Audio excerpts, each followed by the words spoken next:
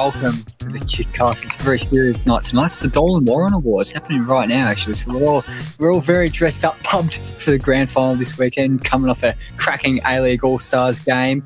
And I've got to say, it's been a big week in football. I've done not an ounce of preparation because what's even bigger than this week in football is the video that we're going to play at the end of the show. So it's going to be absolutely awesome. Stick around for that. The panel is rotating. It's a big panel. I've got to scroll through it. We've got Lucas Rinaldo, Tom Williams, Petar Petrov, Gerald Lynch, Oli Walker-Peel, Jacob Briers, David Shilovsky, possibly Neil, Pat and Michael as well, live from the bathrooms, snorting lights of coke in Sydney at the Dolan Warren Awards. First up, allegedly again. He'll probably force us to say edit that in, won't he? But first up, we're going to welcome the man who's spoken already, Lucas Rinaldo. How are you? My Uber's on the way. I'm just waiting for my invite. That's why I got the tie on. I'm just about to go to the Dolan Warren Awards. I'm pretty sure I'm invited, I think. So we'll be going there soon. Tom, welcome. Who are you dressed as tonight? I'm dressed as an Eshe, but I think I don't notice any difference. But I think I would certainly blend in the front couple of rows of original style Melbourne looking like this. So you certainly maybe. And for our older audience and our international audience, including our international panelist tonight, we'll introduce in a sec. Can you describe to us what an essay is, Tom? It's pretty hard to describe, to be honest. It's more like someone who says the words "I'll roll ya" and like stuff like "come at me, dog" and Adelaide and stuff, that people that go down the street trying to like hurt people and they carry like knives around and stuff. Petar Petrov, now that Tom Williams has given you his definition of an essay, do you reckon you'll be able to spot one in the wild for yourself? Yeah, definitely. I'm also waiting for an Uber. I'm going to pick up an award for the best foreign signing of the season. Well, welcome, mate. It's great to have you back. And I think Tom and Lucas are going to be here for the whole show. Petar, you're only going to be here for 15 minutes, around that, before the next round of panelists joins in. Yeah, exactly. So we'll put the first questions to you. Melbourne City 2, Adelaide United 1 after extra time in the second leg of the semi-final. That was the aggregate score as well. So Melbourne City into their third grand final in a row, going for back-to-back championships. Can you tell us, what did you take out of that game? Yeah, it was a good game. Definitely better than the first leg. That's for certain. Personally, I felt like City were very comfortable. They were the better team for the majority of the game and had the better chances. Korf obviously scored that fantastic goal, but I think you need a lot of work to score a goal like that. I mean, take nothing away from him, but yeah, that was basically that and the chance for Yengi in the first half were the best chances for Adelaide. And after the break, it was all City. Berenguer was obviously not fit enough to play the whole game. So when Tilio came in and Lecky moved inside, I think the game changed absolutely in City's favor, and they were always going to score at least one or two goals. Lucas, you've got a very unbiased perspective on this game. Can you give us your opinion, please? Always unbiased. I kind of disagree. I think first half I thought Adelaide were the better side. They were pushing the ball around very well. I think it had something like 60% possession and probably had the better chances. Obviously, in the first leg, McLaren had a lot of chances. But I think Adelaide fared very well. Just as soon as City got there first, you knew that City were going to go through. They just started to completely take control. I think the Adelaide playing 3 games in 7 days really got to them. But I think regardless of the result, City flew back from Adelaide in a chartered flight. Adelaide, of course, a very young team. I think Adelaide can be very proud of the season they've had. I think, as soon as City scored, it was almost just Reds put their head down and didn't really believe they were going to get back into it. But all in all, I guess City can probably say they deserve to go through. Just. Tom, your hand was up there. I'm not sure if you're doing a gang sign or asking to speak. So go through it either way. Let's get these off for a sec while I actually get into something serious.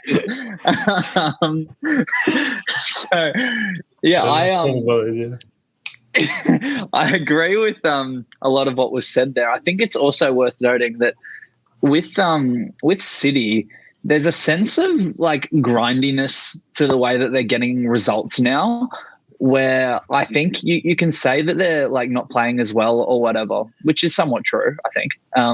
But I think one of the marks of a truly good side in any league is their ability to grind out results when the going gets tough. And I think we saw this in the Premier League a couple of years ago with Liverpool when they won the Premier League title. They weren't particularly good every week, but they were really grinding out 2-1s, 1-0s every week.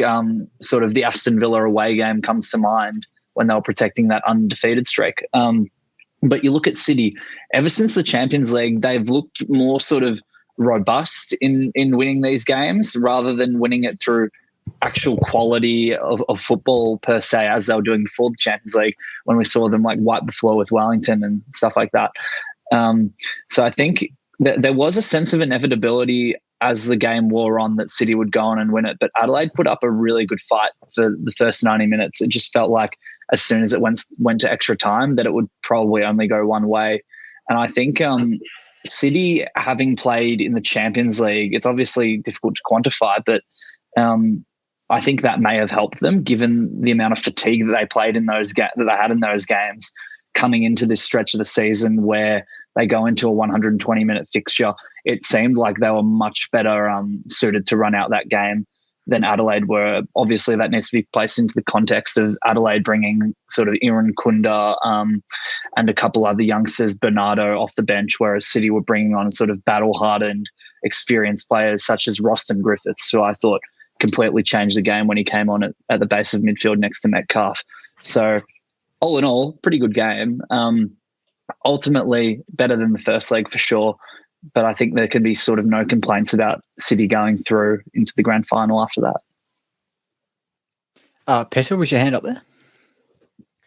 Yeah, I think what I wanted to say is I think City were just slightly better rested as well. They had 4 days more break than Adelaide before the first game, which definitely should have helped. I think they needed that rest, and it showed in their game and the way they played.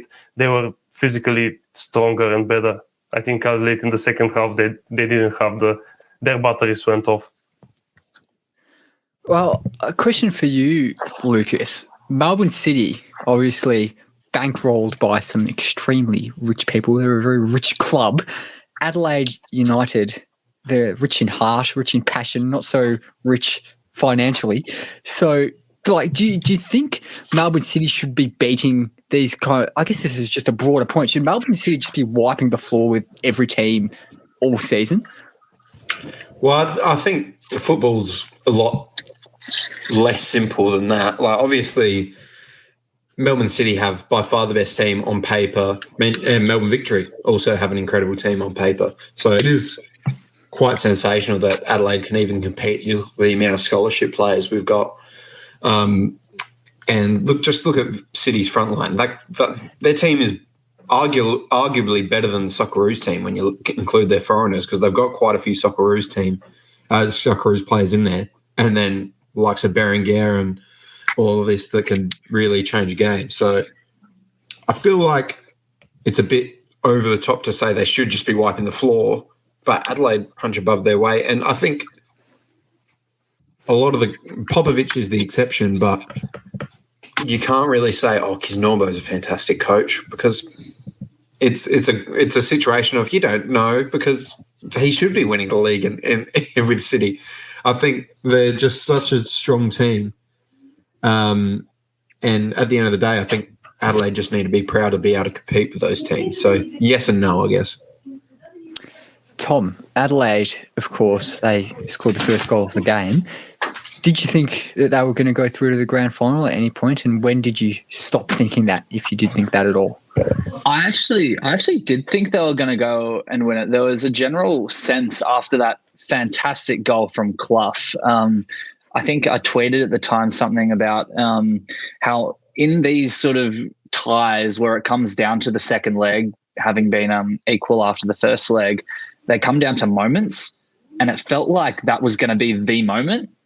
Like where something sort of happens out of nothing. It's a moment of magic, really. It's absolutely brilliant. His first touch, the way he dinks that over Glover, it was really superb, to be honest. So I did think that they were going to go on and win that, but then obviously City, I thought it just completely changed after that double substitution, bringing Tilio on for Berenguer. I don't think Berenguer was particularly bad, but you could sort of tell that his match fitness wasn't there, and I think that's going to be a really telling decision from Kisnorbo as to whoever starts between Berenguer and Tilio heading into the grand final. But yeah, that substitution and the Griffiths substitution for Gomulka, which just gave that robust presence in midfield and really allowed them to get the ball up the pitch and start dominating territory more, because Adelaide were pretty dominant on the ball in that first half and City were really sort of struggling in that respect. So I thought the game changed after that substitution, sort of, I think, in the 60th minute. And City, that's when they gained the ascendancy and looked like the more likely team to win, I think. We've got a comment on the Facebook page giving us all the award winners from the Dolan Warren awards that just recently happened from Brenton Ray. So thanks for that, Brenton. We'll get to that a bit later on. But keep your questions, comments coming on the Twitter, Facebook, wherever you're tuning in. But Tom, to you again, do you think Tilio should start the grand final? It's a really tough one, to be honest, because I love Tilio as a player, but I think Berenguer has arguably been City's best player this season. So it's such a tough one, in my opinion. I think if Berenguer is 100% match fit and Kisnorbo trusts the fact that he's fit, he should start. But that's also because I think Tilio is actually more effective in the second half of games when the space between the lines starts to open up a bit, and then Tilio doesn't just get swarmed with players around him. He's got more time on the ball to pick out a final pass, to weave in between defenders, and to really generate chances from that number 10 position that he's been playing.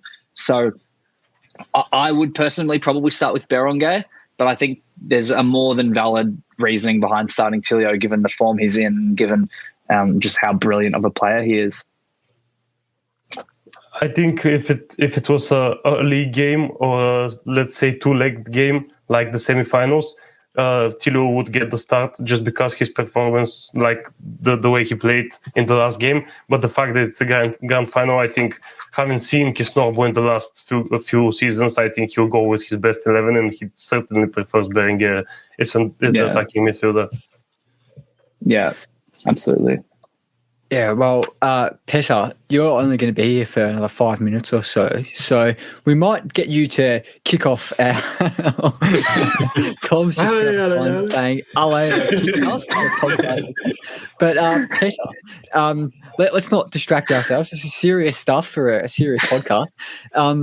Petar, do you want to kick off our little Adelaide season review? So how do you think they'd be reviewing their own season?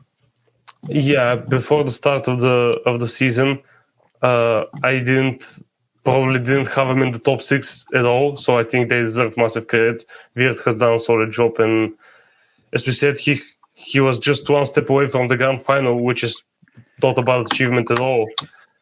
Still, I feel they have some issues within the squad, but they've done really well. But I think one of their issues is, will they be able to keep Craig Goodwin? This year we saw how vital he is to their game, and especially in the final third, he's maybe haven't looked at the stats, but I think he's probably the best creator in the league.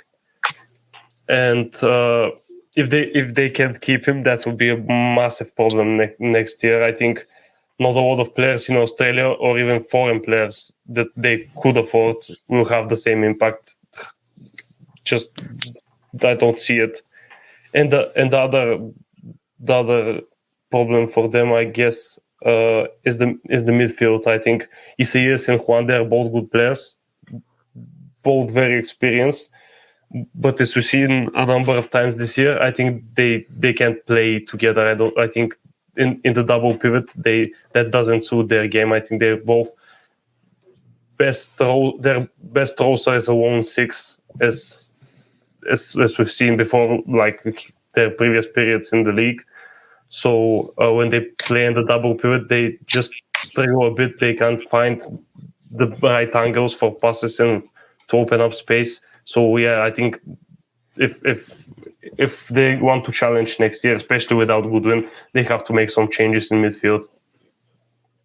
Can I just bump in there as well? I 100%. Oh, yeah. Sorry, just 1 sec. I 100% agree with that, and I think particularly with the topic of Isaias and Juande as a double pivot, I think to them thrive as being like they could both play in a double pivot, but they both thrive as being the deepest player in the double pivot, sort of the one that connects with the back four. Whereas neither of them are particularly adept at being the sort of link player in the double pivot. So the one that will position themselves between the lines when one of the sixes comes deep to receive. So someone like Connor Metcalf, for example, is really, really good at being like a connector player in that double pivot. And neither of Isaias and Juande are particularly good at that. So it's why at times I think Adelaide seem a bit unbalanced, and why sometimes like they're very good at keeping the ball, both of them, that's for sure. But I think you see a lot of Adelaide where it's sort of like recycled possession, the U-shape, stuff like that, because neither of them really good at spatial manipulation or taking up positions ahead of the ball. They're also not good ball carriers, which is a problem. They don't have a particularly good ball carrier in the whole team. Maybe Quoth was brought in for that reason, but I don't think he has done enough to say that he deserves to start in that midfield. 100%. And I think with Adelaide as well, it needs to be sorry, Harper. Got to move it on, boys. We've got two people waiting to jump in.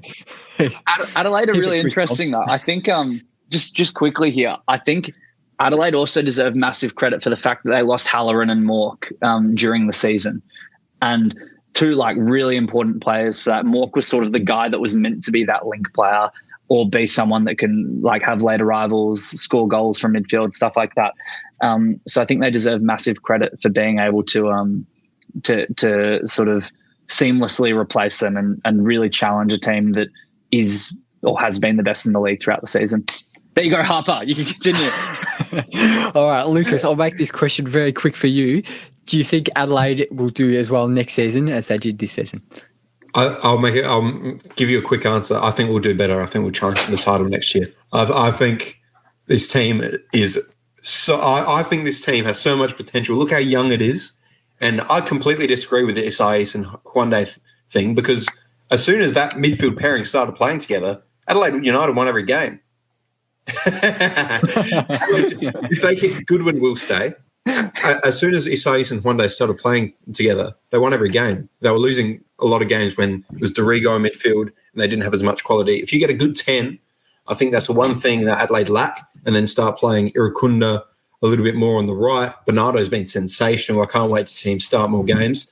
But United will announce a lot of re-signings in the next couple of weeks once the Ross Pelligra move is finalised, takeover is finalised. Calling it now, I think they're a couple of players away from challenging. I think the part with Juande and Isaias says more about the league and the level of the opposition, not about them as players. I think. Sorry. I didn't clarify that point. What I meant, I think they're both on paper. They're not as good sitting in between, but they sort of change the style, and rather than dropping in between the centre backs, they dropped in between the full backs, which I think allowed Adelaide to be very solid defensively despite not having a good backline. I think he changed it a bit in the middle of the season. Yeah, you were right about that one. Well, Tom has labelled Lucas's little point there a hashtag big call. So, Petar, are you going to give us a hashtag big call for the grand final? What do you think is going to happen, and why do you think it's going to happen, just before we let you go? Nah, I wouldn't say it would be a big call. I mean, to be fair, I don't expect any surprises in terms of tactics on Saturday. Both teams will most likely play with their typical 4-3-3s. Both very different, of course, but I expect City to dominate possession. And Western United to just basically play on the transition like they did against Victory. They were very dangerous in the second game, so I think they'll approach this game in similar way. People talk a lot about Prijovic when it comes to Western United, and rightly so. He's been fantastic for them for throughout the whole season, and I think City should definitely try to isolate him. If they do give him space, he'll definitely punish him. And Reich and Gut are both excellent proactive defenders, but physically they aren't as strong as Prijovic. And if they let Western create chances for him, they'll struggle. I think I'll say I just fancy City slightly, just because I think Western United have a lot of injured players, like Topos and Lustica. I'm not sure if he'll be playing. Diamante is definitely a big miss. I think the quality of City will just be a bit too much for Western United. That's my prediction. Quick score prediction, Petar? 1-0. 1-0 Melbourne City. Okay, now just before we let you go, one final thing, mate. Of course, you've been on a few episodes throughout the season. This is the last episode that I'm hosting for this season. So, Petar, have you got a podcast moment of the season, something you've really enjoyed? It has to be the song. Of course. Has to be the song. The song was exceptional. and specifically the part with Shannon where he just switches the photos. That's my top moment of the podcast. Has to be it. That was very good, mate. And it's been an absolute joy having you on all the episodes throughout this season. So thanks very much, mate. I think you've got an Uber to catch to quickly get to the Golden Warren Awards. So thanks for having me. Mate. I think so much for my award. Yeah. Now, as we let Petar go, we've got a couple guests joining us in one sec, but very quickly, Tom, a question for you from Alan Riley. Milicic for Manager of the Year? Yes or no? Ante Milicic, you will never see the light of day, my friend. Okay, let's get our just before you go on that. Oh, yeah, okay, go for it. I'm just reading Brenton Ray's comment, which we will get to the rest of the awards, but just considering we've had a mention of Milicic, the Fugazi of the Year has gone to Tony Popovic. Oh, sorry, Coach of the Year. Yeah, thanks, Lucas. Very good. Now we'll add our two new panelists to the show. So first up, Oli Walker-Peel. Thank you very much for joining us, Matt. How you going? I'm very well, mate. How are you? I'm good. I'm liking your sunnies. And what's Tom said there? For the podcast list, he says LA Tykes and what's the other bit? LA Barnsley. Something about Barnsley. He's a waffle merchant, this Tom Williams, I tell you. Waffle merchant and a Fugazi merchant, to be honest. But I just want to say, I don't have a whiteboard in front of me, but I just want to say #Justice for Harper Pestinger. That'd be nice because Tom's gone over in with his Milicic propaganda and whatever it was that he was preaching. So justice for Harper, I reckon. Well, justice for Gerald Lynch as well, because he's been waiting in that little waiting room here for about 20 minutes because of Tom's waffle. So I'll add him now. Gerald, first time on the show, mate. Thank you very much for joining us. Yeah, thanks, guys, for having me on. I just came in early, like you said. I was just here watching the show, but I did feel like it dragged a little bit towards the end. That's all right. Anyone in particular that you'd like? Gerald, is there anyone in particular you'd like to call out? No, I think it speaks for itself, really. To be honest, Harper, you told me to put on a Hawaiian shirt, and I've come in and I pretty much feel like I'm the only one dressed up for the occasion. But That's incorrect. I'm dressed up for the occasion. We've got 3 sunglass wearers here. No, fair enough. And if you don't call that dressed up for the occasion, if you don't call a Malin shirt with the red hoodie dressed up for the occasion. Oh, I didn't notice the Malin shirt. Backwards cap, the chain on the outside.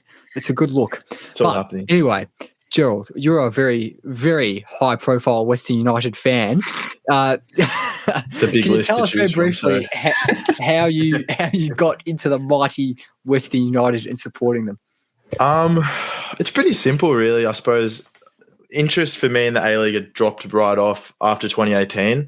I don't know, like after Victory won that title, I just didn't really watch it the next season.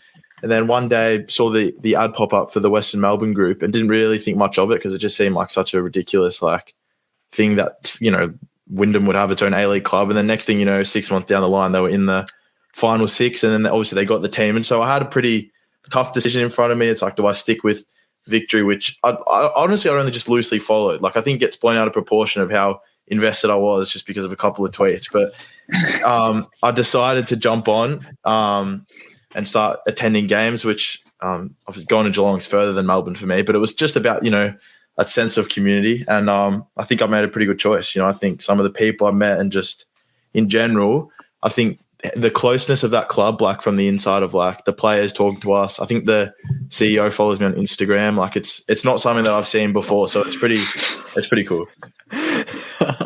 The amount of subtle flexes in that was it was almost reminiscent of the Dangler. It was that subtle. It was indeed. But Gerald, of course, you were at the Western United Victory semi-final. Ollie, were you there at the second leg? I wasn't. I was calling in the afternoon, so I only caught like the last bit of it because I was on the way back from, I think it was Burwood I was commentating in. So yeah, I was on the way back and then switched last, 5 minutes on and saw Wenzel Halls slot it. That was about all I saw. So I didn't really watch much of the game. It seems as though I missed out on a lot, but obviously Western United too good in the end. And obviously in the Gerald Lynch derby, obviously Western United too good in the end. Gerald, your takeout from the game? Obviously, like hard for me to watch a lot of the game from row 4 and everything, but I thought I was pretty nervous going in because I sort of thought like that crowd's going to be huge, and it was. Like the Victory active was absolutely ridiculous, and I didn't know how our guys would handle it because I think in the past it's overwhelmed them a little bit, like when we conceded on Boxing Day 2 goals in the space of 30 seconds. Like I just feel like when they're not used to playing, as stupid as it sounds, they're not used to playing in front of a loud crowd. So when it happens, they get overwhelmed by the occasion a bit. But I thought they handled it really well. Obviously, they scored early. When Victory got that free kick, I think we all knew it was going in. Like they had Brimmer on one side, Davidson on the other. It was like either way, this is top bins. And fair credit to Brimmer. But after that, I think we just took control again. We saw it out till half time, and then second half just ran over the top. Full credit to Kilkenny. He's bossing in that midfield, but there's no Crin, there's no Lustica. He's dealing with Jerry Skatatis, who, not to be disrespectful, you wouldn't expect him to be in a grand final starting midfield. And Kilkenny, I think he had 55 completed passes on the weekend, went at 75% tackle accuracy. He's doing everything as like that sort of number 6, and he's also creating, and he's our free kick taker, our corner taker. But what surprised me the most was we only made 2 subs. So Lusky came on with about half an hour to go, and then he had to come off again, and then we brought on Bozanovsky. But these guys played 3 games in 7 or 8 days and are able to run it out, which is pretty admirable. It sort of happens because we've got Diamante, Crin, Topless Stanley, Bayu all out. So the bench is looking pretty depleted. Like Noah Botic, I don't think he stepped on the pitch. Milanovic, Pierres have played 100 minutes each this season. So I think the starting 11 is doing a pretty mental job at the moment of winning games, considering how depleted the squad is overall. Tom, were you at the game? No, it was actually one of the only Victory games I've missed all season. To be fair, I was to be fair, I have been absolutely smashed recently coaching this Year 7B footy team. And I'll tell you what, it was mental, mate. It was mental that morning. 110-point victory against the other B team at our school. So maybe you can take over from Popovich after he's bottled it again. I'll lay Mr. Williams as the coach, ultimate coach of the century right here. Had them playing the speaker on after the game. The 12-year-olds were absolutely buzzing and loving it, and I was just absolutely tired off my chops by the end of the game. So I just decided watching it from home would be the best bet for me, Harper. Well, at this point, Gerald and Tom's respective heads are taking up just about the whole screen, so I'm going to let someone else talk. Lucas, what did you make of the two legs of Melbourne Victory versus Western United, that semi-final, where, of course, Western United progressed to the grand final? There's no other way to put it. I think Victory completely choked. Gerald talked about if Western United could handle on the big stage, Victory just seemed to wilt under pressure then. And then once it went to 2-1, Victory never looked like they were going to score. They never looked like they were going to break through. I think it's really worrying because they've been all season, they haven't quite hit what I think they're capable of with their team. Even in this run, they've never really torn apart teams, which you would expect from as we've spoken about, from a Popovich team. And I just thought they were going to be able to sort of go through teams, sort of just break them down eventually, but they just never really look like scoring. So it's sad for the league because I think everyone secretly wanted a Melbourne Derby final or a final involving Melbourne for the sake of the league more than anything. But unfortunately, Popper couldn't provide it. Now, Oli, of course. Oh, Tom, your hands up quickly. Just quickly. I think, of course, it's true. It's true to some extent that Victory bottled it, but I think you have to really give credit to Western in the way that they played on the day. I thought they were like their principles remained clear to what we've seen throughout the season, but they just executed it a lot better than I think we've seen. And I think Plijovic was that was the best game he's played all season by far. Like, he was quite literally unstoppable, like completely destroyed Spiranovic, who just did not even look like he should have been on the field. Like, I'm so surprised that Hamill, one, either didn't start or two didn't come on earlier for Spira. But I think credit must be given to like the closeness of this Western United group as well. You feel that like they just know each other really well. Like there seems to be this, like, dare I say, je ne sais quoi about the team where they he says it all the time. where they just manage to pull through. And I actually I know Connor Payne's dad. He works at the same place as me, so I talk to him quite often, and it's something that he says quite a lot. Massive shout out to Craig, if he's one of the two listeners tuning in right now. But yeah, you really get that sense that Western United are a close group, and I really hope that they give it a good crack on the weekend, because they were deserving winners against Victory ultimately. Oli, Victory, they've obviously improved a lot compared to last season, but they would have definitely been hoping to get to a grand final, wouldn't they? You're a supporter of the Melbourne Victory, of course. So how do you think they'll be reviewing their season as a whole now that it's come to an end? When you say I'm a supporter of Victory, like, it was one of those where I just picked a team when I first moved over here. And like, you got to have a team. You got to have a team. I'm no ultra. This might sound harsh to Victory fans. I would care more for the success of Australian football than the success of Victory, right? But that said, I gravitate towards Victory more than any other team, because I don't want to then pick a team and then switch, because I'm not fickle. Anyway, you're a plastic, Mr. Lynch. You're a plastic. Look, Victory have improved a lot. They've moved on from the Brebner era. I'm gonna call it that, because that's effectively what it was. And it got to a point where they had to improve. And obviously they couldn't go the final step. Obviously I was there on the FFA Cup final night, as it was called then, and you could just see that. I think that was the night that truly cemented it for me that Victory, sort of had the connection with the fans back. And they saw that again, obviously, at the weekend. But I think this could be a watershed moment for Western, to be honest.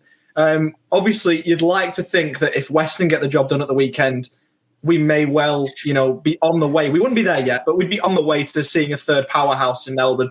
And like I say, I care nothing more. I want nothing more, rather, than to see football succeed in this country. We've got Victory with a huge supporter base. Right? That's, out of the question. Victory, massive fans. Melbourne City have got a fair fan base behind them as well. And Western United have got the chance to build that. They've only been in the league a couple of years, so you can sort of see why they haven't got the numbers that Melbourne Victory maybe have.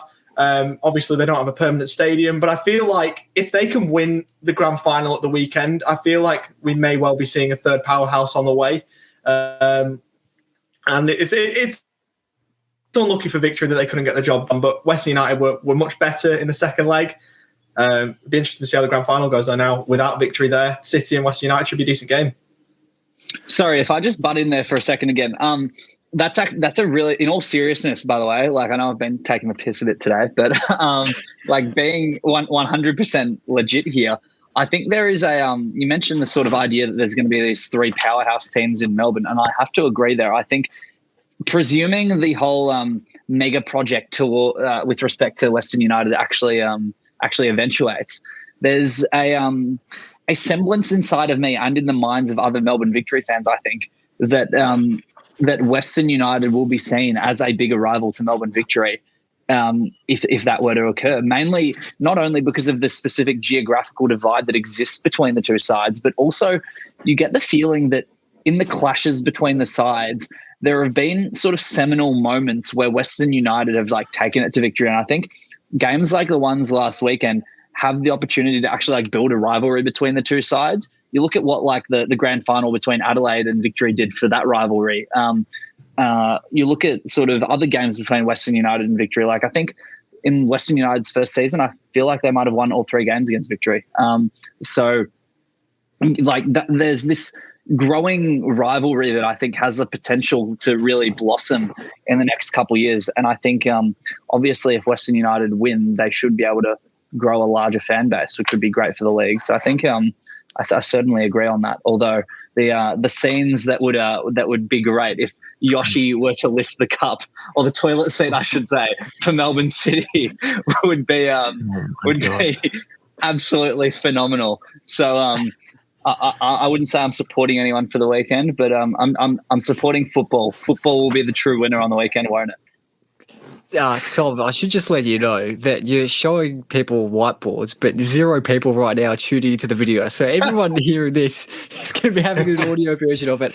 I've got no idea what you're talking about. So Probably for the whiteboard. Yeah, the whiteboard is Tom Williams' only personality trait. That is my hashtag. It's by far the best $10 purchase I've made in 2022, and I'm wanting to get my money's worth. So, Gerald, as our resident Western United expert, do you want to give your thoughts on the matter very quickly, because we have to welcome our next panelist quite soon on the grand final? No, on the Western United being that potential to be a bit of a super club. Yeah, well, I think obviously the difference automatically is I know City are talking about building a stadium, but if we do have the stadium in Wyndham, it gives Victory fans, City fans, a proper away day within their own state, which is, I think, would automatically give them more reason to sort of care about that game a bit more than, like City fans talk about like Western play at Amy Park, so how is it a rivalry? But like City doesn't have any real distinct difference to Victory either, I feel, other than just being that second team in Melbourne that they needed to add in. So I think what Western has is an actual real point of difference, like a physical point of difference. So once everything is eventuated and built, I think, yeah, for sure, they'll be the second biggest team. I don't think anyone will ever get past Victory in terms of members and that sort of thing, but I think we're on track to within probably, I don't know, 4 or 5 years to be that second biggest team.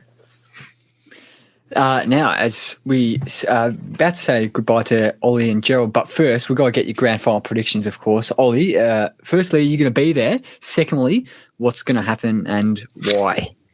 Sadly not. I'm going to put a cheeky plug in. Not that, I think a lot of eyes will be on the A-League men's grand final, and fair enough, but if you're not deciding to watch it, or if you've got multiple screens, this should be the approach you take. I've got Dandenong Thunder and Heidelberg Comms in NPL Men's Victoria, so I'll be there at George Andrews instead of watching the A-League Men's Grand Final. So get a couple of screens up if you do fancy it. Have the Thunder game on one and have the A-League Men's Grand Final on the other. What more could you want? I'll try and catch like maybe the final half hour in that sense, plus any extra time if needed. I think Melbourne City will have enough, although I'm hoping for a decent game. Hopefully it's not one-sided. Hopefully it's not like a Archie Thompson scoring 5 kind of thing. I hope it goes right down to the wire. Sorry, Lucas. That might bring back some memories. I'm sorry. But you see my point. I hope it's a decent game. I think it will be 2-1 after extra time to Melbourne City. There's my prediction. Gerald, no doubt you'll be tuning into the Dandenong Thunder game as you are in the front row of the Western Service crew live at Amy Park. But what do you think is going to happen in that? Just on that, but before I give my prediction, I think it's a little bit disappointing that there is NPL football on the same night. I know obviously now it's sort of like a divide between the APL and Football Australia, but like it's almost a little bit petty for Football Australia to like not let all these people who probably do go for City or Western or Victory or whatever to have the chance to watch this game and sort of have to choose between their own football and the top flight. It just feels like something that could have definitely been avoided because we've known the grand final date for months now. But my predictions, obviously, I think, Western have played 40% possession in all 3 finals and it hasn't really been a problem. It's been sort of our theme all season, sit back, let the other team attack, back in those defenders that we have because I think we do have the best back 4 in the league and the best goalkeeper, and then go forward and create a bit of magic. I think we'll score early. I think we'll hold them out for the rest of the game, and I think we could get another one when City really throwing everything at us towards the end. So I'm going to say 2-0. Pressure is on Jamie McLaren because obviously he's got 0 rings to his name still, and this is his opportunity. I think it's on him. It's on Lecky, though, on big coin at this club. Both had good seasons, of course, but it really means nothing if they can't turn up. So there's a lot at stake for both sides, but I'll back in my boys, obviously. 2-0. Gerald, good luck for Saturday, and thank you very much for coming on the podcast, mate. Pod debut. Always a pleasure, short lads. but sweet. Should do it again sometime. It's been good. Appreciate it, mate. Can I just say, cheers, Gerald. And too late. He'll hear it later. I was just going to tell him. Oh, he'll hear it now. He's still in the waiting room. Do you want to say it? I'll add him back. I was just going to say. I'm still listening. I was just going to say it's great to finally meet you because Harper's been going on and on. First time I met Harper, he went on for about 10 minutes. Gerald Lynch is in my uni course. I was like, yeah, cool. And he's like, I reckon I might go. Can I just say, on that? Sorry, across a crowded uni.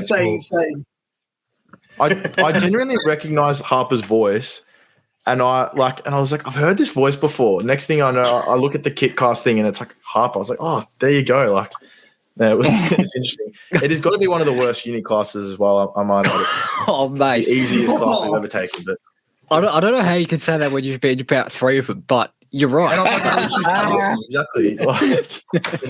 Anyway, thank you, lads. No, anyway, it's good to have celebrities cross paths in public. So absolutely. We'll catch you soon. Cheers, mate. And Oli, same to you. Cheers for coming on, mate. I think it's the first time we've been on a podcast together, so it's been good, mate. Thanks. Well, yeah, quite possibly. My pleasure, obviously. Hopefully it's a good weekend for all involved with Australian football. I think it's been a good one last night with obviously the A-League All-Stars, and hopefully it continues. So cheers for having me on. Good luck for the rest of the pod. Ale Barnsley, Oli. Saturday, mate. Ale Barnsley, indeed. Cheers, mate. See ya. And as we welcome our next 2 panelists, the guy who's been in the waiting room for a fair while. Thank you very much for sticking around. David Shilovsky, how are you going? Hey, Harper. Hey, boys. Yeah, going well, thanks. Yourself? We're very, very good. Also here, joining the panel now, adding him to the stream, is Jacob Briers with a very nice-looking hat. How are you, mate? I'm doing well. I saw everyone was dressed up at the start, so I just grabbed a couple of hats that were on my desk and, thought I'd try and fit in a bit. Yeah, well, you're absolutely fitting in with us, motley crew over here. But I reckon with you guys, we'll just chat All-Stars and we'll have a bit of grand final chat after. But we'll kick things off with the All-Stars game that, of course, happened last night, Wednesday night. David, you weren't there, but can you give us your takeouts from the game. It was a bit controversial before it happened, but I think it was quite well received after the fact. Yeah, I think I was probably pleasantly surprised with how it turned out. The crowd number was very large, obviously, and the All-Stars gave Barcelona a pretty good game, which is good to see. I think we'll get into a bit later sort of the context of the game, which I'm not a huge fan of, to put it sort of mildly. But overall, I think last night was a good occasion. Yeah, overall. Jacob? Yeah, the quality of the A-League All-Stars up against Barcelona surprised me. Like, it opened my eyes a lot. Obviously, Barcelona weren't, just off the back of La Liga, 60 hours after their last game. Obviously weren't playing to their best, but still the quality that the A-League players showed, especially individually, like I was like O'Shea and Caceres in the midfield were just, I reckon they were brilliant, potential link up, you never know. But yeah, I was made me feel proud of the local league. Tom, you're lurking in the shadows there, just like a typical Eshe. So you of course did watch the game. What did you make of it? Just to kick things off. I thought it was absolutely phenomenal. I thought such a good game to watch and to see. Over sort of 70,000 people actually tune in for Australian football again. I thought it was a fantastic spectacle. I think it was also the highest post-COVID crowd in Sydney by quite a substantial amount. So everything to do with that was phenomenal. And for the game itself, I thought the All-Stars put in such a good showing of themselves, played with real confidence, real attacking verve and an intent to score goals with the ball. So really, really impressive, I thought, on all parts. And I have nothing really bad to say about the spectacle at all. And I think, to be honest, there's a real argument that after this game, having the A-League actually in the mainstream voices and on getting a big crowd, sort of everyone knowing about it, there's actually sort of beneficial flow-on effects for the grand final this weekend as a result. So I think I think it was fantastic in every sense, and I really think it was really good to see that Australian football getting that attention once again. Lucas, in the KickCast, the Kick 360 chat on Slack, you were getting very, very excited after Garang Qualls' run through the middle of the park. Was there anything else that excited you during those 90 minutes? Well, yeah, that would have been unbelievable if he ended up scoring that. I think we've sort of cracked the code in terms of how to do these All-Stars games. Don't worry about actually making it the All-Stars. Just make it young kids that potentially can get scouted. I can't believe the A-Leagues, they might have put it somewhere. It took until the 85th minute for Robbie Thompson to mention that Dwight York got scouted in one of these games. That should have been the whole storyline of the game. That, if you're like, as someone that works in the media, that is a storyline. Oh, who's going to get picked up? We 100% would have run that if I knew that was a thing without researching. The A-League should have put that everywhere that, Dwight York got picked out when Aston Villa toured Trinidad and Tobago. To be honest, if you spoke to me during the first half of last night's game, I would have given an all-time rant about how gross I think those games are. But I think they're unnecessarily evil, to be honest, because 70,000 people, it's the seventh biggest crowd at a sporting event since COVID. You can't complain about that. I had about 5-6 people come up to me at work today saying, what do you think of the game that don't really know anything about football?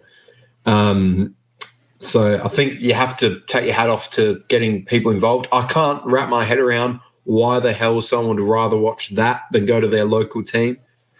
But it boggles my mind. And all those grown adults asking for people's shirts, I'd hope they had a miserable journey home. All those people going, I want a Bamiyang shirt. I don't understand. Just go to your local football. That's football. That's not seeing Barcelona play in front of 70,000 people in Australia. Barcelona, to me, the players and the club and the shirt is 5% of it. That's not actual Barcelona to me. But yeah, and one thing, because I know we'll talk about Kowal, there's been some talk today about him leaving the club or having some European interest, which is great, but I think it's too soon. I was doing some research today. about A-League products that have got more than 25 caps. So pure A-League products that have got more than 25 caps in the Socceroos. Those are Robbie Cruz, Matt Ryan, Matt Leckie, Tom Rogic, Sainsbury, Aziz Beich, Awelma Bill. All of them stayed for at least 2 seasons to 3 seasons. So I think he needs to break in for another season. But all in all, I think we've cracked the code for how these games should work in the future. Jacob, Lucas called these kind of games a necessary evil. Do you agree with that sentiment? 100%, especially after last night. You had what was the average attendance of the league this year was around 5,000 or 6,000, and then you get 70,000 people arrive to basically an exhibition match against just a team put together. It wasn't necessarily the All Stars. It was just the still the top level players in the A-League versus a Barcelona team that just come for a holiday. Playing a game is a perk, basically. But I think necessary evil is probably the most appropriate term, especially if they're drawing crowds of 70,000 people annually. If we can do that on a regular basis and, get those European watchers in Australia, more interest into the A-League, and, they could find they're watching though, they could find a cult hero that they like Garin Kual or even, Ceciras. He done a couple of people quite well. Just finding that cult hero and supporting that team, or even, just going around after the game, talking to your local, your A-League friends and saying, oh, do you want to come along to a match or whatever? And, them getting involved, especially I think active support will have a massive role in that, especially with a lot of the English fans and their, the atmosphere and whatnot. I think is a massive part. The atmosphere is why a lot of people don't support the A-League, and it's just a matter of getting the people that like the All-Stars game, just getting them to A-League games and getting them involved. A nice community feel to it. I think, a necessary evil is a perfect way to put it. Well, none of us were at the game, but David, just from the TV broadcast and the general media publicity around it, were you satisfied with how they kind of tied in the A-League and promotion of that into this friendly? I think they could have done better, to be honest. They didn't, from what I saw in the broadcast, they didn't mention the grand final that often. But I think it's sort of besides the point, because realistically, how many people are going to watch the grand final who are either watching the broadcast last night or at the game? If I can put it to you guys, I mean, what do you think? I don't think that proportion of people is very high. And that's sort of. I think. Sorry, if I just answer that. I think there's arguably not that many people that would have that sort of overlap between watching the All Stars last night and watching the grand final. But I think there's potential having that audience there watching that game. Had they known that the grand final was going to be on free-to-air television on Saturday night, and had they known that after watching the likes of Garin Kual and watching the A-League All-Stars really take it to Barcelona, I think there's a higher likelihood that they would be more inclined to hashtag give it a shot on Saturday night, and actually give the A-League a chance and watch it on free-to-air telly. So I think there's that has to be said as well. Yeah, I think for me, we have to. Sorry, Harper. Continue, David. Sorry. I think if it's possible, we need to ascertain out of that crowd who's a potential A-League fan going forward, and who are we never going to convert. And in the latter category, I'm sure there's plenty of people who, like Lucas was saying, grown men babbling over Aubameyang, bit embarrassing. But out of that crowd, who are the people we can potentially convert? And of those people, how do we go about that? And I'm no marketing whiz. I don't have, all these strategies lined up to convert them into A-League fans. But I think as a game, that's what the APL needs to look at, because there's 70,000 people last night who watched a football game. We're talking about the same sport, 11 aside, the same size field. Like, the parameters aren't that different. And this wasn't Barca, the golden era Barca, and they're not playing for points. So I think there is a chance for us to convert new fans. It's just, I don't know how to do that, to be honest. It's probably for greater minds than my own. But it'd be great to see us convert 2,000, 5,000, 10,000 of those people into full-time A-League fans. I disagree. Lucas, I think every one of those people is convertible because they like football. I think it's just a matter of, and you can't just think of it as they're the people that are there. They all have families that probably like football. Most people that like football are from football families. So it's just a matter of getting all of those people to not make. I think at times going to A-League games is almost like not a dirty word, but like it's not a cool thing to do. People, all those people there's no Barca fans in Australia. It's not like it's a Juventus or a Liverpool or Manchester United or another big club that's got a big fan base here. There's no Barca fans in Adelaide, in Australia, or very few. People were going there just to say, I went and saw Barcelona last night. And those people are a bit gross. But also, I think they're definitely convertible because they like football. We need to just make it cool, which almost was getting to a point in 2013-14, cool to go to football again. And I think the things that are going to do that are things like the Mariners did this year where you could bring as many mates as you like. Every club should be doing that at one point next season. I think that's an outstanding idea. But, yeah, I think they're all convertible. It's just a matter of finding the difficult way to make that happen. Lucas, just quickly on a little point you made there. You said all the people there like football. I've got no doubt most of them like football, but do you reckon some people there just like events and just got dragged along, mate, just to see this big name club?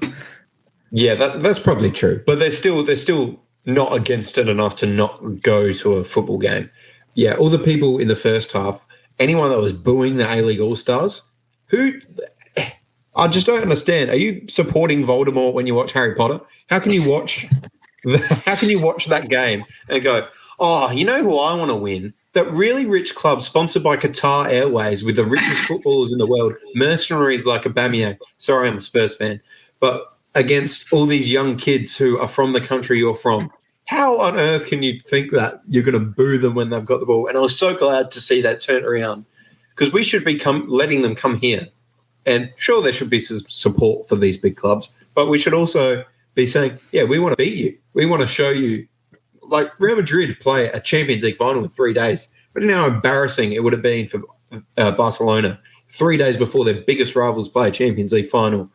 They lost to bloody Reno Piscopo and Adama Traore. Like that would have been a moment that would have gone around the world. Even I was laughing looking at Barcelona's social media and seeing a few of Australian football's finest Twitter trolls just taking the absolute piss out of them and just having them on strings for these passionate Barca fans, not realising that we're taking the piss as we're saying that they're a tin pot club. But, yeah, I think all in all is a successful time. Very quickly, I think we might just have to divert from the A-League All-Stars chat just for a second because Neil Simons has said in the chat... Straight from the bathrooms. I have minimal time. Here's at the Dolan Warren Awards. Neil, can you tell us what has happened at the Dolan Warren Awards? Well, you know what, mate? It was actually so awkward because, like, the embargo was at 8 p.m. for the awards. And, like, everyone, like, in there, I'm assuming some of them knew, some of them didn't. But, like, the awards were still ongoing when, like, the actual players were, like, coming out and shit. So, like, yeah, it was. Neil, was did you just say the SHIT word? Are you going to edit that out for yourself? I don't know, but you know, I must say, kudos to the APL. They've absolutely smashed it out of the park this year. There was a very well run awards night. Really good fun. In fact, every player that came to the awards night came in an Isuzu Ute, so sticking to true form. In fact, I could see Milos Ninkovic and his son here, but I'll just show you guys the... Get an interview, a Vox Pub interview, Neil. live on the KickCast exclusive. The wonderful thing here, I've got no exclusives for you. All I can say is that I just can't say much. It is honestly an honor to be here, and I want to thank the APL for the invitation. Yeah, I mean, it's a good vibe, man. All players vibing, good vibes. Yeah. Mate, we've got you there for a job. You're doing the Brendan Favola. Who's the most pissed? I did not. No one, to be honest. I think, in fact, actually, nah. I mean, like everyone's here. Like Carl Viet's here. All the players are here. Like, I don't know why I singled out Carl Viet of all people. But Carl. everyone's here. Everyone's having a good time. Obviously the awards just finished now, so now we're just in a section where there's drinks and food and whatnot. It's great. I'm loving it. Any questions, boys? Wait, Neil, can I just ask you how much more time you have? I'd say 5 minutes. Okay, 5 minutes. Well, we haven't revealed on the show yet who's won each award. So, do you want to tell us? And I might put so the A-League, the PFA Young Player of the Award. Okay, well, Brendan Ray's just given us all. What a guy! Yes. Man. Like you can see it right for yourself, man. Like too much the screen. I've taken it down.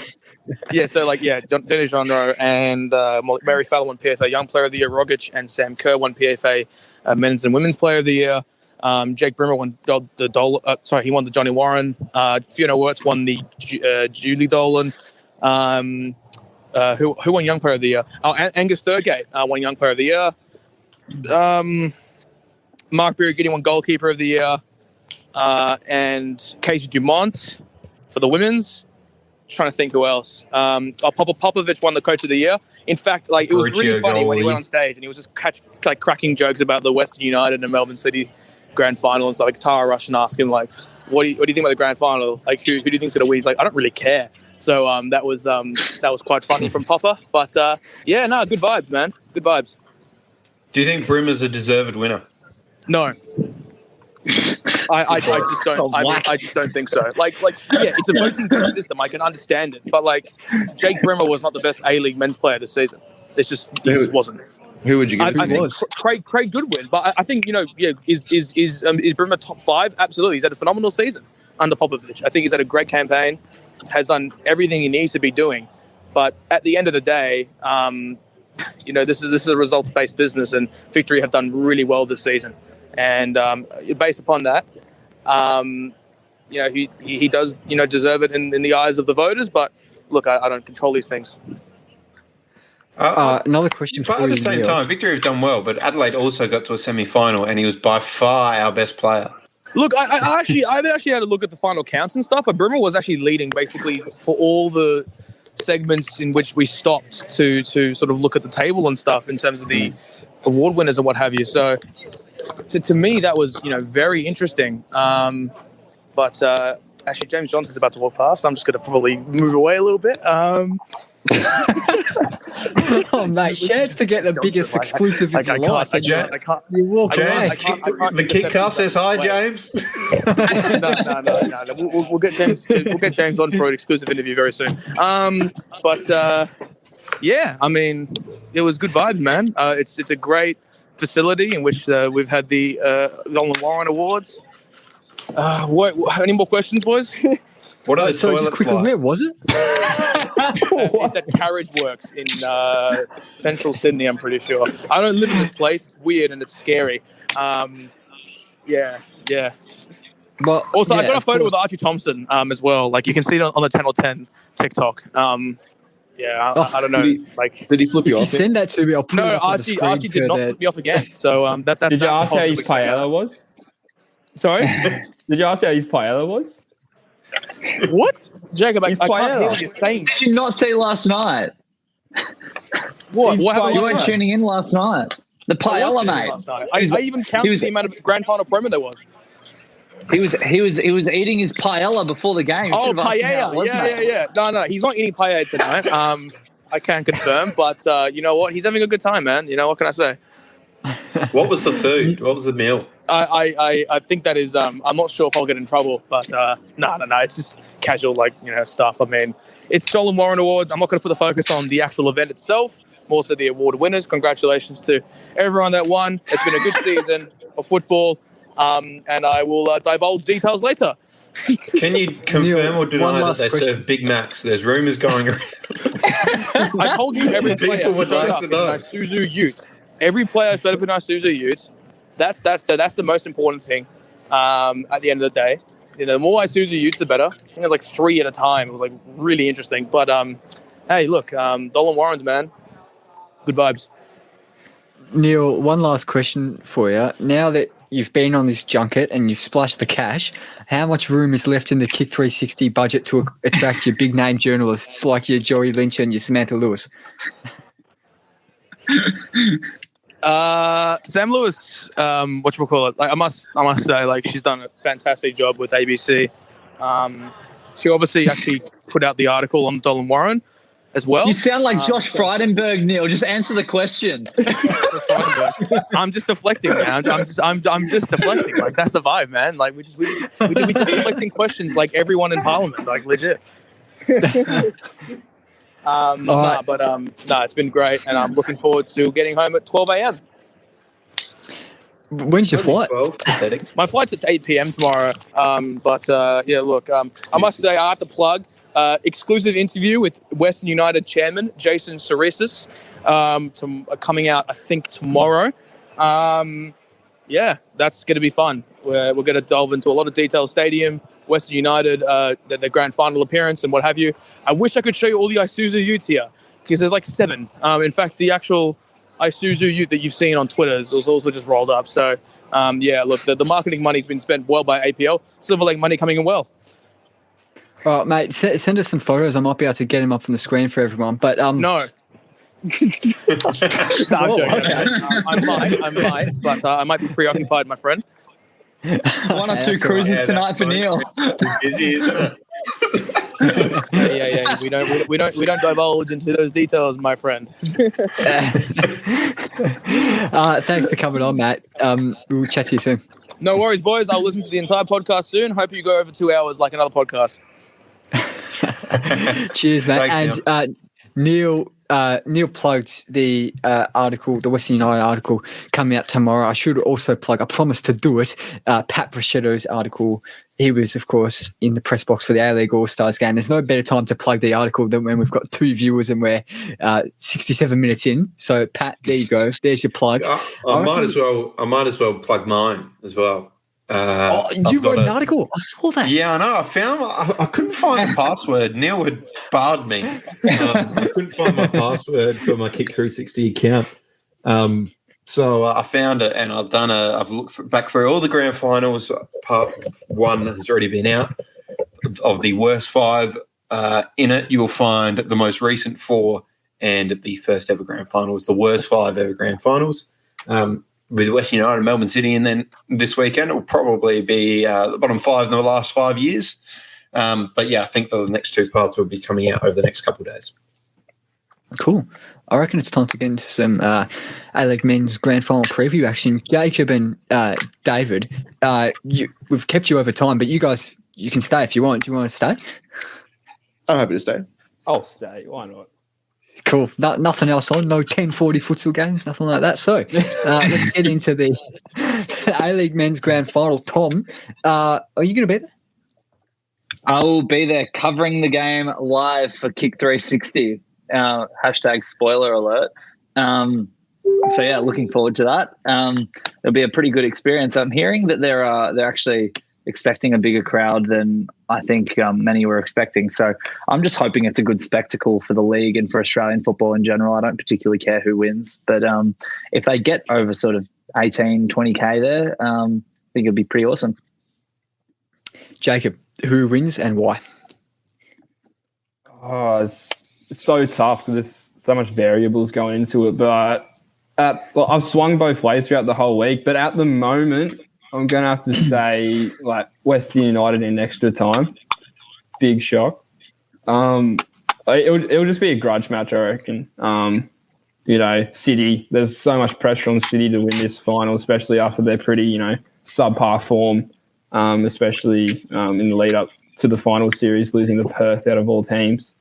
And also, Adelaide gave them a real good run who, not many would have predicted that. But and also Western United they've looked very solid over the finals, especially that last game against Victory, hitting them on the against the run of play a lot and capitalising off that. I think if City push up too far, Western United, especially with, Prijovic has hit his, peak form this season at the perfect time heading into the final. And also Jamie Young as well has been unbelievable.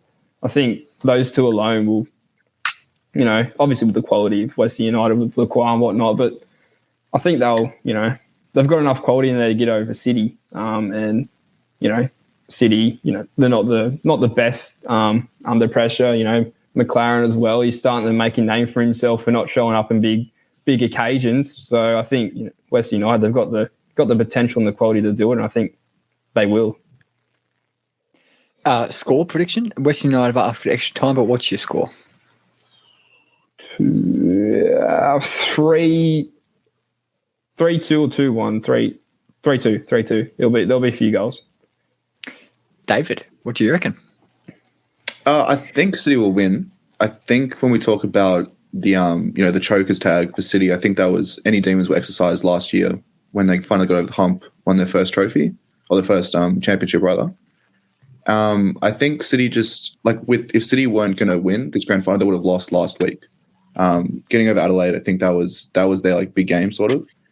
And I think, in my opinion, the pressure's not really on because yes, everyone expects them to win, but I think having that experience from last year, they'll be able to handle it. And just if you look at the team on paper, it's a much stronger team than Western United. Having said that, a couple of players, as Jacob mentioned, from Western United have the potential to sort of carry the game on their backs, and that's Jamie Young and Alexander Prijovic. I mean, Prijovic was really good in that second leg against Victory. If he can score twice, there could be a Western United win because he has the quality to do that again. He's been proving it pretty much all season that he can do it. So I think City will win, but by the same token, I won't be surprised if Jamie Young, Alexander Prijovic do a two-man show and steal it from City. Score, I'll go 2-1 City. McLaren to get the opener, Prijovic to get a 40th minute equaliser, and then Marco Tilio off the bench in the 75th minute to win it.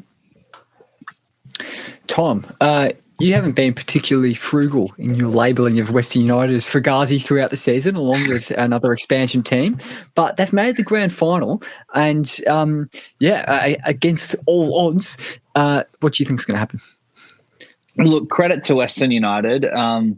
I still don't think they're the greatest footballing team ever, but they've stuck to their principles and they get results. And I think at this business end of the season, the way that they play sort of suits the finals structure as well in terms of it being knockout ties, I think, because they can come with a specific match plan for any side and look to sort of exploit other teams' weaknesses, which is something I think they do pretty well. But I think at the end of the day, City are the better team, and I know they haven't beaten them all season, but City have the better players. They've got more sort of experience having won the double last season. And I think with all that in mind, my prediction will be City Football Group to win 3-1 against Western United. I think it will be. I think it'll be quite close, and I think City will score in the sort of 80th minute or so, and then they'll score a goal at the end of the game to really seal it. Oh, another whiteboard! Here we go. What the hell?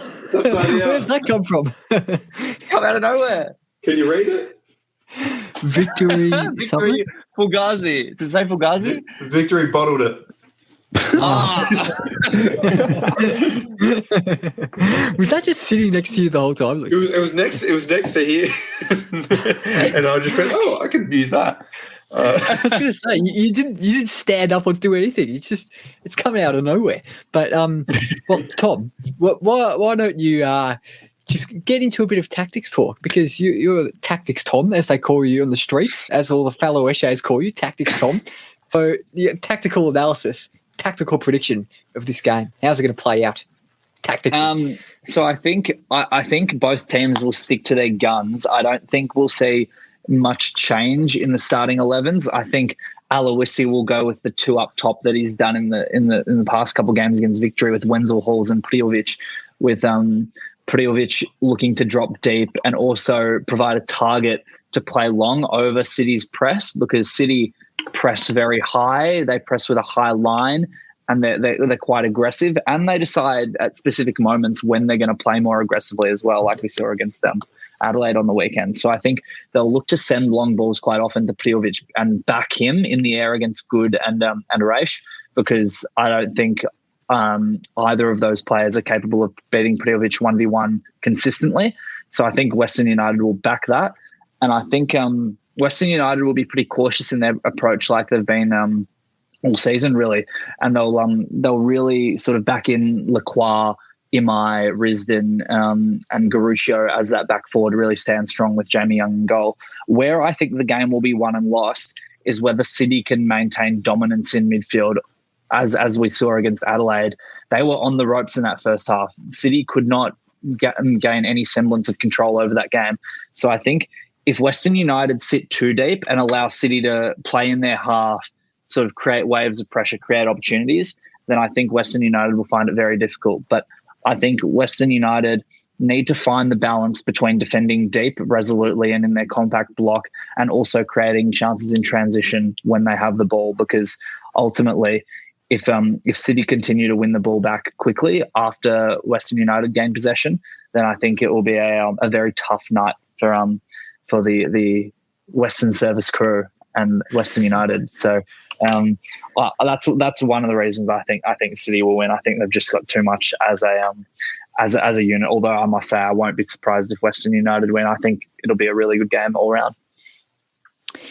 Lucas, are you going to break Gerald Lynch's heart by going for City like David and Tom have? No, I actually think Western United are going to win. I don't know why. I just have a feeling that maybe City just, I don't know, I feel like Western United just have a lot more to play for, I guess. No team has ever won the double 2 years in a row. So I think that probably plays into it a little bit.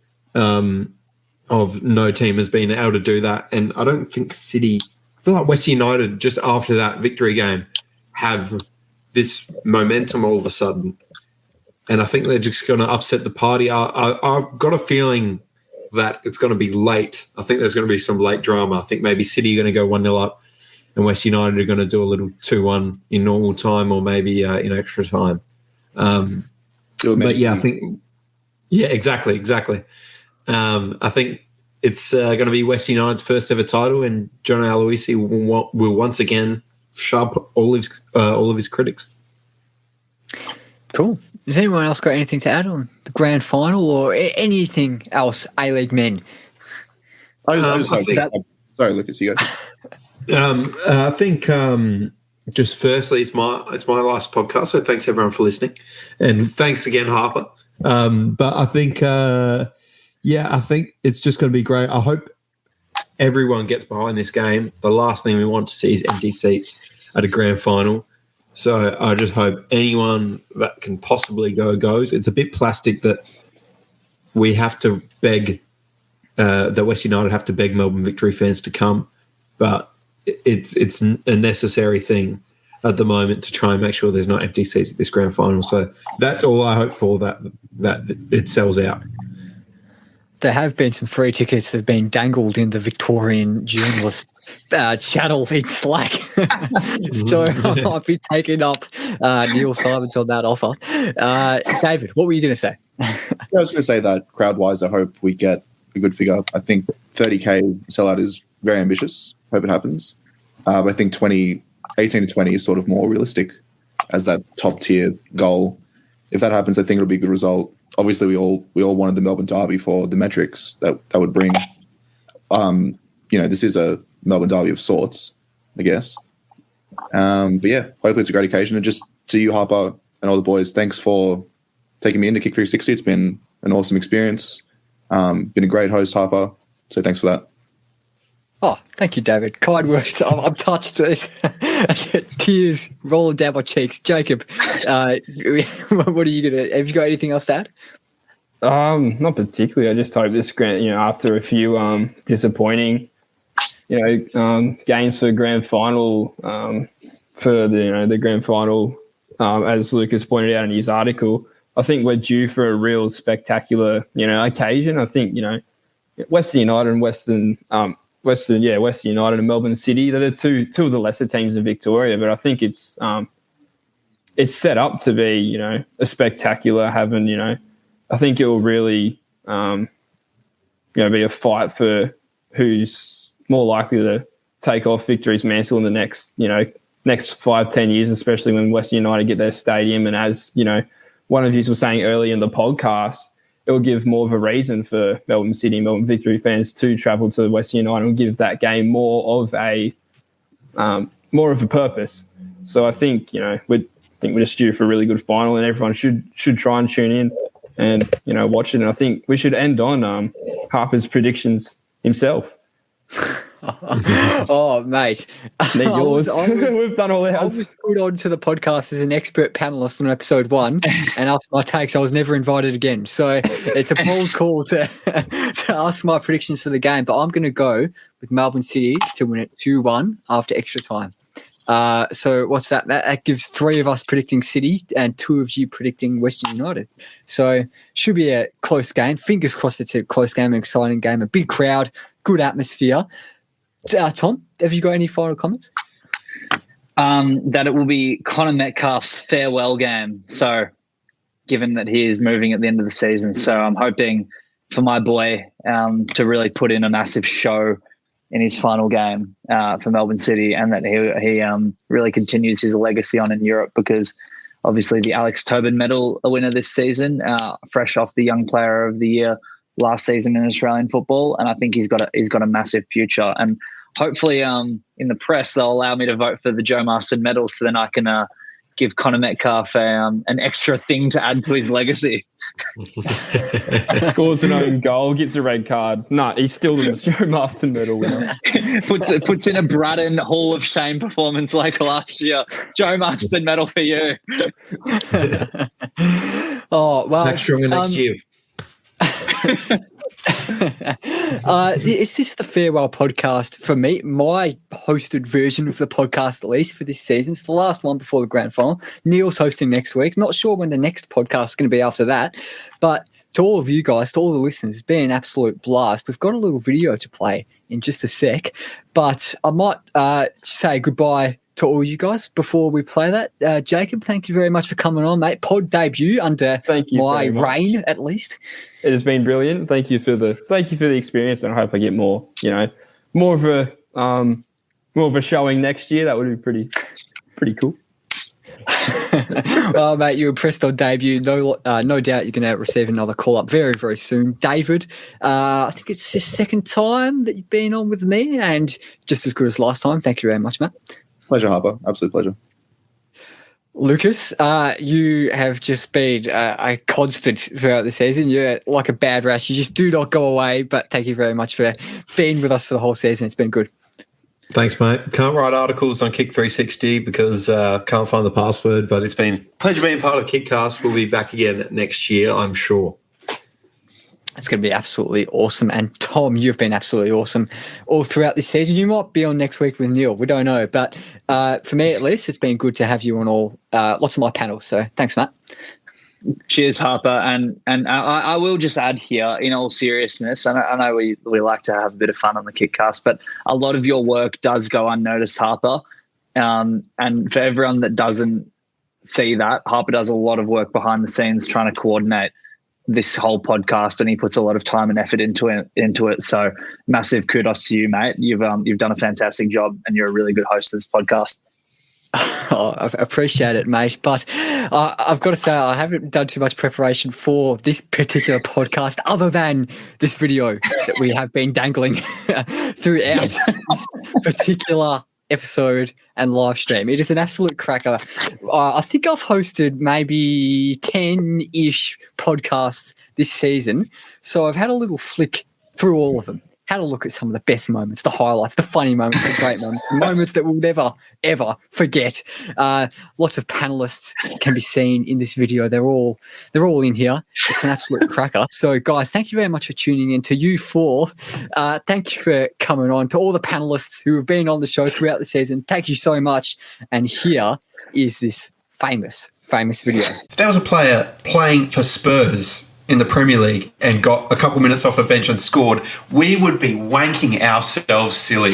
Everyone. I've enjoyed that sign in the background. Stop, enjoy your life. Love a bit of optimism here on the KickCast. So thanks for coming on, Matt. Tom, do you want to give some credit to MacArthur?